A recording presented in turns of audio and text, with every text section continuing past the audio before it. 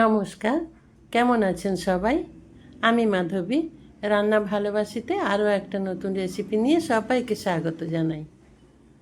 আজ আমি আপনাদের সাথে শেয়ার করব গ্রীষ্মকালের খুব সুন্দর সেরা একটা সবজি, এঁচোড়। এই এঁচোড়ের রেসিপি আজ আমি আপনাদের সাথে শেয়ার করব। আর সেটা শেয়ার করব মাছের মুড়ো দিয়ে কিভাবে এঁচোড় রান্না করি, সেটাই শেয়ার করব। আর সেটা রান্না করার জন্য আমরা এখন একটা মশলা বানিয়ে নেব। এই মশলার মধ্যে থাকছে ধনে, জিরে, মৌরি আর রাঁধুনি হাফ চামচ করে, আর কয়েকটা কালো গোলমরিচ, দুটো শুকনো লঙ্কা আর গোটা গরম মশলা, একটা তেজপাতা। গোটা গরম মশলার মধ্যে এলাচ, দারচিনি, লবঙ্গ যেটা হয় ওটা দিয়েই হালকা করে ভেজে নেব। হালকা করে ভেজে নেওয়ার পর ঠান্ডা করে সেটা গুঁড়িয়ে নেব, কিন্তু একদম মিহি গুঁড়ো করব না, একটু হালকা গোটা গোটা থাকবে। হয়তো হামানদিস্তাতেও থেতো করতে পারেন কিংবা মিক্সিতে করবেন, কিন্তু একদম মিহি করবেন না। এদিকে উনুনে একটা ডেকচি বসিয়েছি, ডেকচির মধ্যে জল দিয়েছি। আর জলের মধ্যে কি কি দিলাম দেখুন। হলুদ দিলাম আর একটু সর্ষের তেল দিলাম 1 চামচের মতো, দিয়ে এঁচড়গুলো হালকা করে সেদ্ধ করে নেব। খুব বেশি একদম সেদ্ধ করব না, জাস্ট একটু ভাপিয়ে নেব হলুদ আর তেলের জলে। আর এই রান্নায় মাছে মুড়ো দিয়ে যেহেতু আমি রান্না করব, সেই জন্য এখানে এঁচড়গুলো একটু বড় বড় করে কেটেছি। একদম ছোট করে কাটবেন না, একটু বড় করে কাটবেন। তারপর জলের মধ্যে এঁচড়গুলো দিয়ে দেবেন, দিয়ে একটু ভাপিয়ে নেবেন। বেশি সেদ্ধ করার দরকার নেই, আবারও বলে দিচ্ছি। সবগুলো দিয়ে দিলাম, দিয়ে ওটা ভাপিয়ে নেব। ভাপানো হয়ে গেলে একটা ঝাড়ির মধ্যে রেখে ভালো করে জলটা ঝরিয়ে নেব। ওটা আমাদের হয়ে গেছে, আমি নামিয়ে নেব। নামিয়ে নেওয়ার পর এদিকে একটা কড়াই বসিয়ে দেব। কড়াইয়ের মধ্যে তেল দিয়ে দেব। সর্ষের তেল ব্যবহার করব এই রান্নাতে। সর্ষের তেল দিয়ে দিলাম। খুব বেশি তেল দেওয়ার দরকার নেই। সর্ষের তেল দেওয়ার পর তেলের মধ্যে অল্প একটু হলুদ দিয়ে আলুগুলো ভেজে নেব। আলু আমি ঠিক এঁচড়ের মতো করে একটু বড় বড় করে কেটে নিয়েছি। তেলের মধ্যে হলুদ দেওয়ার কারণ, ওই আলুর মধ্যে এত সুন্দরভাবে হলুদটা মিশে গিয়ে আলুর একটা সুন্দর কালার এনে দেবে, সেই জন্য হলুদটা দেওয়া। আলু দেওয়ার পরেও আপনারা হলুদটা দিতে পারেন, কিন্তু আমি এই যে দেখুন এইভাবে দেওয়ার জন্য কত সুন্দর মিশে গেছে, সেই জন্যই দিয়েছি। আলু ভেজে নেব। আর এদিকে দেখুন মাছের মুড়োগুলো ভালো করে ধুয়ে পরিষ্কার করে রেখে দিয়েছি। আর মুড়োগুলো এইভাবে ছোট ছোট টুকরো করে কেটে নিয়েছি। বেশ বড় মাছের মুড়ো ছিল, কাতলা মাছের মুড়ো। এইভাবে ছোট ছোট কেটে নেবেন, আর ভাজার সময় বেশি ভেঙে দেবেন না। এই রকম পিস পিস থাকবে ঝোলের মধ্যে, খুব সুন্দর টেস্ট হবে ঝোলের। এখন নুন হলুদ মেখে রেখে দেব মাছটা। আর এদিকে দেখুন আলু বেশ সুন্দর ভাজা হয়ে গেছে। এটা এখন তুলে নেব। তুলে নিয়ে তারপর ওই তেলেতেই এঁচড়গুলো ভেজে নেব। যে এঁচড় আমি ভাপিয়ে রেখেছি, জল ঝরিয়ে রেখেছি, ওটা ভেজে নেব। ওটাও একটু হালকা লাল করে ভেজে নিতে হবে, খুব বেশি লাল যেন না হয় সেদিকে খেয়াল রাখবেন। আর আমি ততক্ষণ এটা ভেজে নিই। আপনারা যারা দেখছেন আমার ভিডিওটা এখনও একটা লাইক দিতে ভুলে গেছেন, একটা লাইক দিয়ে দিন। আর লাইক দিয়ে আমার ভিডিওটা কন্টিনিউ করুন। এঁচড়টা সুন্দরভাবে হয়ে গেছে, খুব বেশি লাল করব না, এই যে হালকা হালকা লাল হয়েছে। এখন ওটা তুলে নেব। তুলে নিয়ে আবারও কড়াই বসিয়ে দেব। কড়াই বসিয়ে দেওয়ার পর কড়াইতে আবার সর্ষের তেল দেব। হ্যাঁ, আবারও বলছি, এই রেসিপিতে সর্ষের তেল ব্যবহার করবেন, তাতে খুব সুন্দর টেস্ট হবে। তেল দিয়ে দিলাম। এবার তেলের মধ্যে আমি ফোড়নগুলো দিয়ে দেব। ফোড়নের মধ্যে দিলাম তেজপাতা আর জিরে দেব, গোটা জিরে হাফ চামচ দিয়ে দেব। তারপর এটা সুন্দর একটা ফ্লেভার বেরিয়ে এলে এখানে দিয়ে দেব অল্প পরিমাণে হলুদ আর একটু লাল লঙ্কার গুঁড়ো, তাতে রেসিপির কালার খুব সুন্দর হয়। এটা দেওয়ার পরেই সঙ্গে সঙ্গে পেঁয়াজ কুচনো দিয়ে দেব। আর এই মাছের মুড়ো দিয়ে যখন এঁচোড় রান্না করব, তখন পেঁয়াজের পরিমাণটা একটু বেশি দেব, তাতে খুব সুন্দর টেস্ট হবে। আর এই পেঁয়াজটা ততক্ষণ আমরা ভেজে নেব যতক্ষণ না পেঁয়াজের মধ্যে সুন্দর একটা কালার আসছে, বেশ গোল্ডেন কালার হয়ে যাবে। এই যে দেখুন সুন্দর কালার এসেছে। এখন এই পেঁয়াজের মধ্যে অল্প একটু জল দিয়ে দেব। এখানে আমি তেল খুব কম ব্যবহার করেছি, একটু জল দিয়ে মশলাগুলো ব্যবহার করব, না হলে হয়তো পুড়ে যেতে পারে, সেই জন্য। 1 চামচ আদা বাটা দিলাম। এই রেসিপিতে আজ আমি রসুন ব্যবহার করব না। আদা বাটা দিলাম, আর 1/2 চামচ হলুদের গুঁড়ো দিলাম, 1/2 চামচ ধনের গুঁড়ো, 1/2 চামচ জিরের গুঁড়ো দিয়ে দিলাম। দিয়ে আর লাল লঙ্কার গুঁড়ো দিলাম অল্প, তেলের মধ্যে অল্প দিয়েছিলাম, এখানেও অল্প দিলাম। এই লঙ্কাটা প্রচুর পরিমাণে ঝাল, সেই জন্য আমি খুব কম ব্যবহার করলাম। আপনারা যেরকম লঙ্কার ঝাল পছন্দ করেন সেটা বুঝে লঙ্কাটা দেবেন।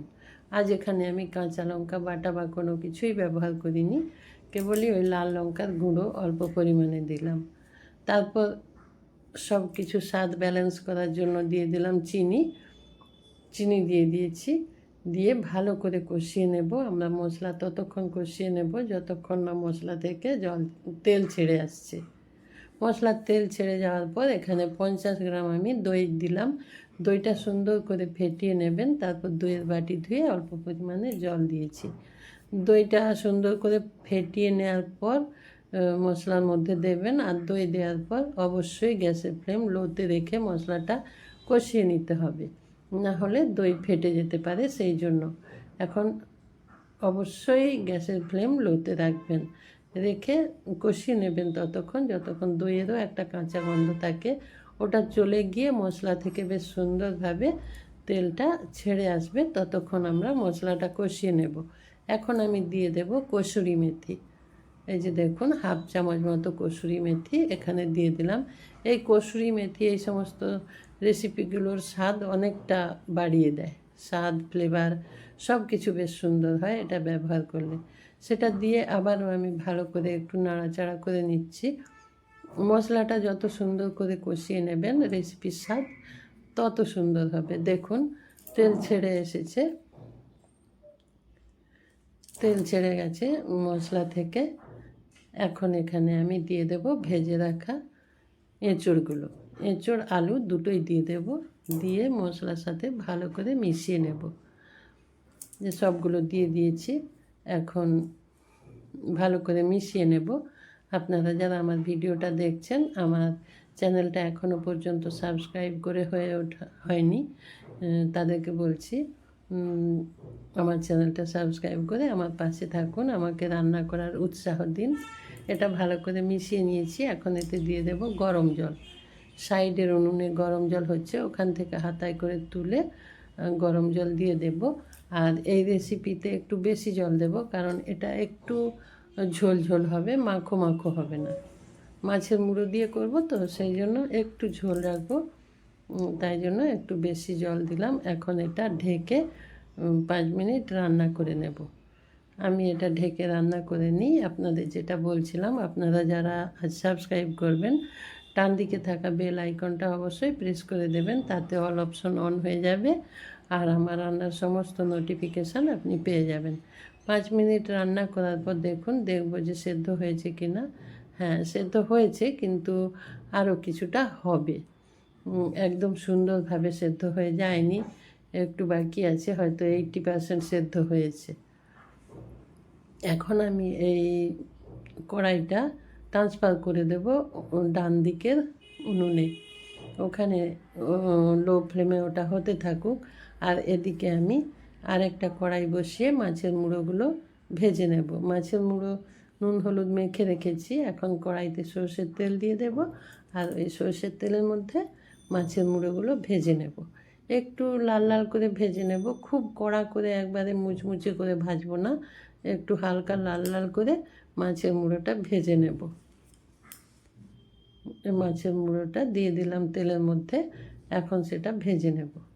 আমার রেসিপিটা দেখুন, এটা ভাতের সঙ্গে খেতে এত বেশি ভালো লাগে, এত বেশি ভালো লাগে যে এই রেসিপিটা যেদিন রান্না করবেন সেদিন আর আপনাকে বেশি কিছু রান্না করার প্রয়োজন পড়বে না।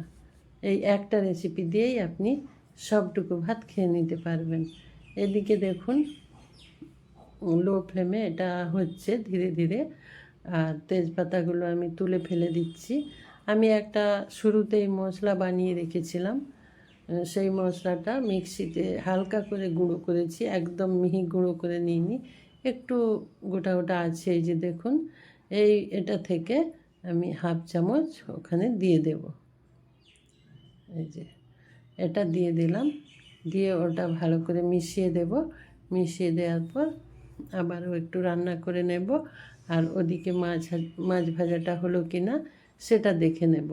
মাছের মুড়ো লাল লাল করে ভাজা হয়ে গেলে এখানে তুলে এনে দিয়ে দেবো। এই যে দেখুন, সুন্দরভাবে ভাজা হয়ে গেছে, আর প্রত্যেকটা গোটা গোটা আছে, একদম আমি ভেঙে ছোট করে দিইনি। এখন ওই মাছের মুড়ো ভাজা এই এঁচোড়ের ঝোলের মধ্যে দিয়ে দেব। দেওয়ার পর ভালো করে মিশিয়ে নিয়ে 2 মিনিট ঢেকে রেখে দেব। ঢেকে রেখে দেওয়ার পর সেটা আমি খুলে বাকি যা দেওয়ার দিয়ে সার্ভ করব। কিন্তু এটা 2 মিনিট ঢেকে রাখার জন্য এই মাছের মুড়ো ঢেকে লো ফ্লেমে অবশ্যই রান্না করব 2 মিনিট থেকে 3 মিনিট। তাতে এই মাছের মুড়োর যে ফ্লেভার সব কিছু ঝোলের সাথে মিশে গিয়ে খুব সুন্দর একটা স্বাদ এনে দেবে। সেই জন্য এই যে দেখুন, মাছের মুড়োর সাথে মিশিয়ে দিলাম। এখন এটা ঢেকে দেব।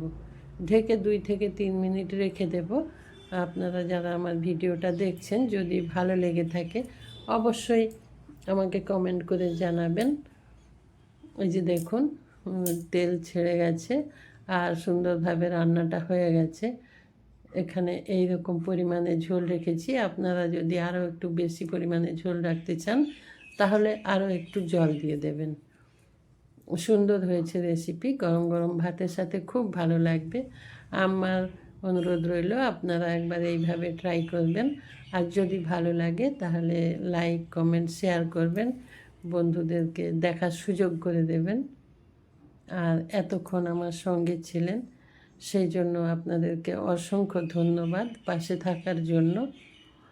ভালো থাকবেন সবাই, সুস্থ থাকবেন, আর আমাকে কমেন্ট করে জানাবেন। আপনাদের সুন্দর সুন্দর কমেন্ট পড়তে আমার খুব ভালো লাগে, আর আরও উৎসাহ পাই রান্না করার। নমস্কার।